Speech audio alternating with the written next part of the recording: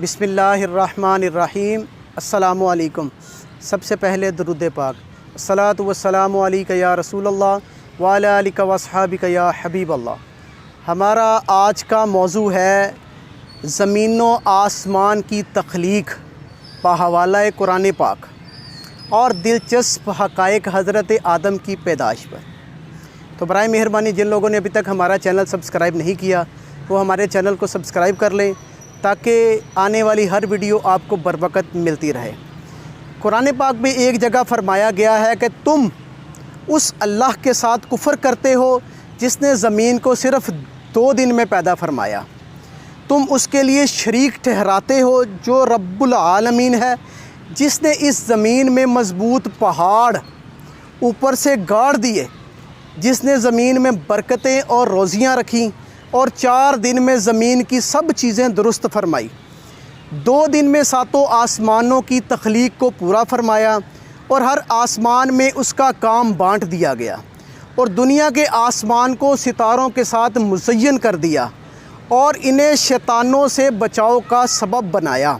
इससे मालूम हुआ पहले ज़मीन की पैदाइश हुई, फिर इसके बाद 7 आसमानों की, क्योंकि जब इमारत बनती है ना उसका यही कायदा है कि पहले नीचे का हिस्सा बनाया जाता है फिर ऊपर का हिस्सा बनाया जाता है।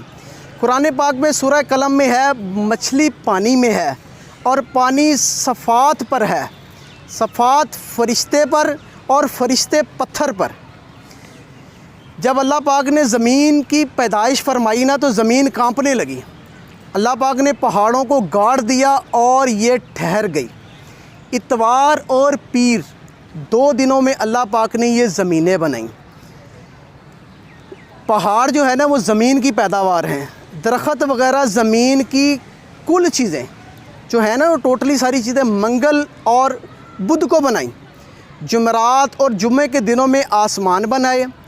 जुम्मे को इसलिए जुम्मा कहा जाता है कि इसमें ज़मीनों आसमान की पैदाइश मुकम्मल हो गई। अब हज़रत आदम अलैहिस्सलाम के वजूद में आने का आपको एक वाक़या सुनाता हूँ। जब हज़रत आदम अलैहिस्सलाम की मट्टी उठाई जो चिकनी और अच्छी थी, जब इसका ख़मीर उठाया तब इसे हज़रत आदम अलैहिस्सलाम को अल्लाह पाक ने अपने हाथ से पैदा किया और 40 दिन तक वो यूं ही पुतले की शक्ल में रहे।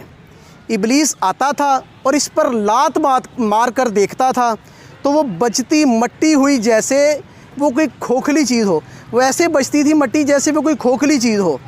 फिर मुंह के सुराख से घुसकर पीछे के सुराख से इसके ख़िलाफ़ आता जाता रहता था और कहता कि ये कोई चीज़ नहीं, अगर मैं इस पर मुसल्लत कर दिया गया तो मैं इसे बर्बाद करके छोड़ूंगा और अगर इसे मुझ पर मुसल्लत कर दिया गया तो हरगिज़ इसे तस्लीम नहीं करूंगा।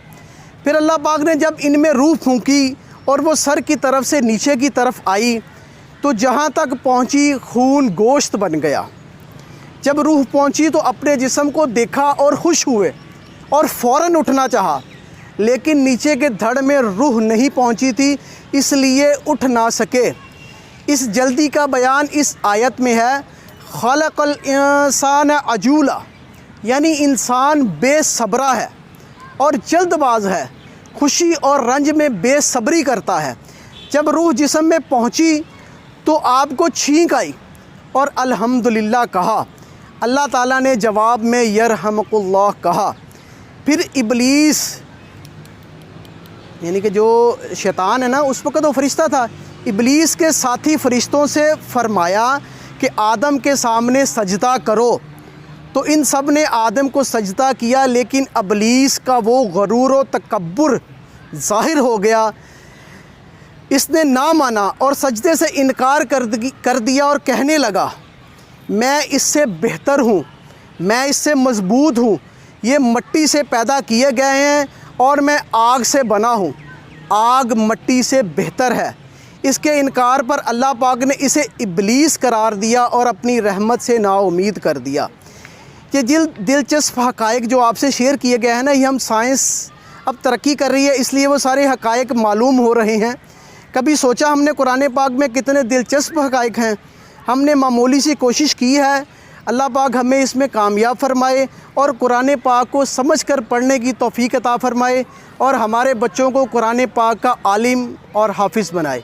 आमीन जज़ाकल्लाह।